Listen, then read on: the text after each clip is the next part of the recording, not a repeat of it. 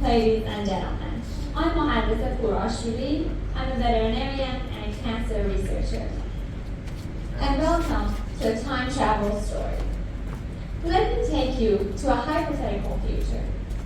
It's the year 2055. This is Lily and her mom. They're going through her mother's childhood photographs. There's one particular picture that grabs Lily's attention. This picture. This little girl would have been Lily's aunt, her mother's sister, if cancer had not taken her away from them at a very young age. Lily is confused. She's not familiar with the concept of people dying of cancer, because to her and in her timeline, cancer is easily cured or prevented by therapeutic or preventative cancer vaccines.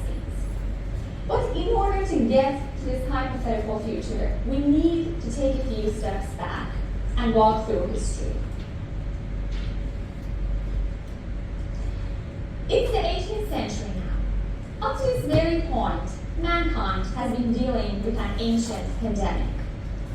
The smallpox pandemic. 500,000 people died each year only in Europe due to this disease. In this very difficult moment in history lives an 8-year-old boy. This little boy becomes immune to smallpox by a traditional technique which was introduced to the world by Chinese in Middle Ages. Our little boy grows old to become Edward Jenner, a British physician who later on creates the first smallpox vaccine by injecting cowpox material into the body of another 8-year-old boy. Today, we call him the father of immunology. After that, at the dawn of science and technology, development rapidly followed, until it led us here, in this exact moment in history, where a disease called cancer is a leading cause of death worldwide, accounting for nearly 10 million lives in the year 2020. Or to better put it, 1 in every 6 deaths. Let's get into details a little bit. Our immune system not only has the ability to protect us against harmful bacteria and viruses, it also has the ability to protect us against cancer. But sometimes, cancer cells develop the ability to evade our immune system surveillance. And sometimes, there are too many cancer cells that they overwhelm our immune system. Conventional vaccines boost our immune system's natural ability to protect itself against bacteria and viruses. Therapeutic cancer vaccines, however, train or educate our immune system to protect itself against its own damaged or abnormal cells, including cancer cells. The idea behind cancer therapeutic vaccines is simple. Imagine you have a dog. You want to train this dog to find a dangerous person for you. What do? What are your options? The easiest option is to give this dog a piece of that person's clothing, belonging, or anything. He will smell the scent. You can release the dog, and he will do the search for you. That scent, that piece of clothing, that piece of belonging, in this case, is a distinguishing molecular marker called an antigen, which can be recognized as dangerous by our immune cells.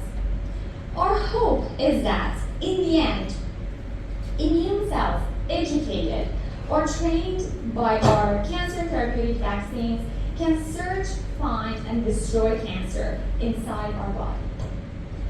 Now, we all have a general idea about how cancer therapeutic vaccines work. As I said earlier, according to WHO, in the year 2020, 10 million lives were lost because of cancer.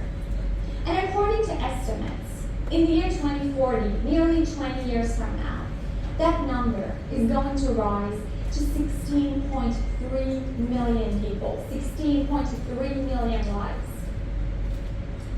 That almost equals the entire population of Netherlands, an entire country. We as human beings do not like minor organisms, like bacteria and viruses, to challenge our supremacy. But cancer is different. It's our own cells, our own flesh and blood turning against us. It almost feels like we're in a fight. We're in a mission, on a battle. The question is, can we win this fight? Can we make it to the hypothetical future where cancer is almost a myth? And no child, no mother, no father, no daughter, no son will have to suffer the consequences of this malignant disease. Thank you very much.